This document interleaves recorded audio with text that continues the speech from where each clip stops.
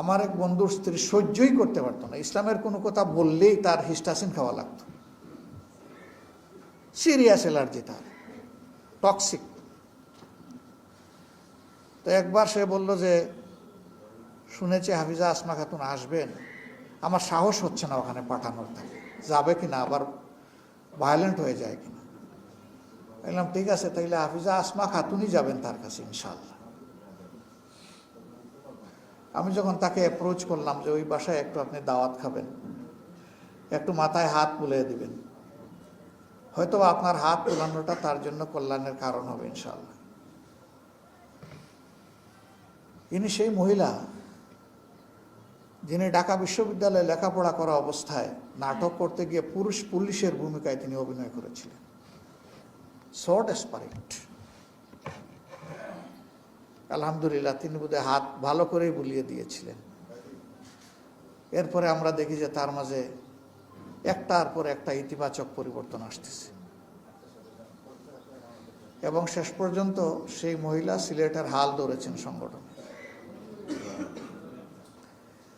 আমলদার মানুষ যখন কারোর জন্য দোয়া করে, অল্প কথা বললেও এটা আল্লাহ তাআলা একদম হৃদয় কলিজার ভিতরে পৌঁছায় দেন। আবার বেআমলি চতুর মানুষ যখন অনেক সুন্দর পেছাইয়া গুছাইয়া কথা বলে, সেটা কিন্তু অনেক সময় আসর ফেলে না। তো তাদের আমলের আসরটা এরকমই প্রতিফলিত হতো এবং মানুষ বেনিফিটেড হতো। আজকে আমরা এই কথাগুলো যারা স্মরণ করছি বা আলোচনা করছি, চোখের দুফোঁটা পানি ফেলার জন্য শুধু নয়, এখান থেকে আমাদেরকে লেসন নিতে হবে। তিনি একজন আদর্শ মা ছিলেন, একজন ভদ্রলোকের আদর্শ স্ত্রী ছিলেন, অনেকের আদর্শ বোন ছিলেন, এবং লক্ষ লক্ষ মা বোনের আদর্শ আপনজন ছিলেন।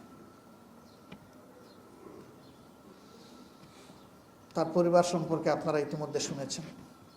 আলহামদুলিল্লাহ, যে যেখানেই আছেন সবাই দাঈল আল্লাহ হিসাবে আছে। এটা বিরল, আমাদের মধ্যে নাই এটা আমি বলবো না, তবে কম।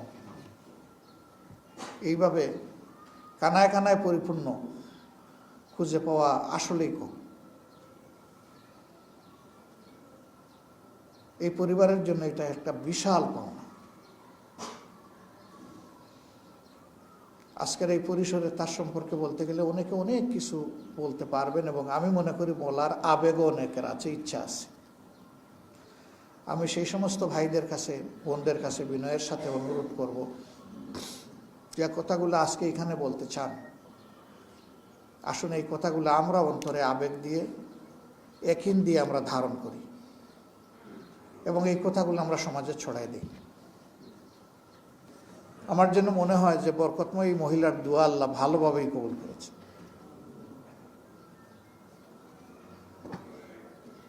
এরকম এক একজন আমাদের জন্য রিয়েলি তারা আমাদের প্রেরণার মিনার।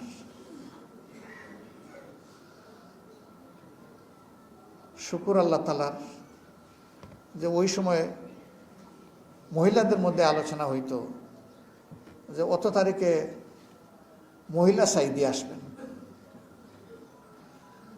তাকে বাংলাদেশের মহিলারা জানতেন মহিলা সাইদি হিসাবে। আল্লাহু আকবার। সাইদি সাহেব ঢেউ তুলেছিলেন বাংলাদেশের জনগণের অন্তরে, আর তিনি ঢেউ তুলেছিলেন মহিলাদের অন্তরে। তাদের ছোঁয়ায়, তাদের পরশে এসে অনেকের জীবনের আমূল পরিবর্তন হয়ে গিয়েছে।